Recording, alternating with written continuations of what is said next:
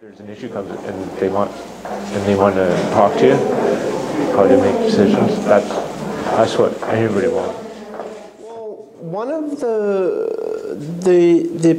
key points of the open and honest conversation is that it's a two-way street, meaning if someone's talking, you have to acknowledge them. You can't just sit there and listen and not acknowledge that they're there.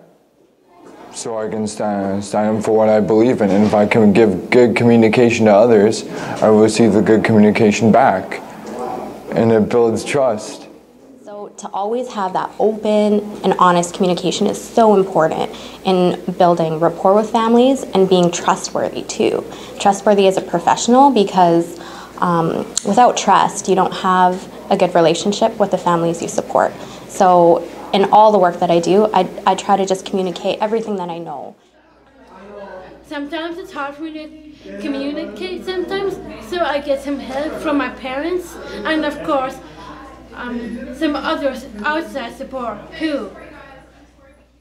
And I think that means that, you know, whether that be in the planning process when you're looking at in areas of life where someone is struggling, or areas of life where they're doing really fabulously, that all needs to be communicated quite openly with the family, and it's really about collaboration, I feel, and that's with the individual and the family.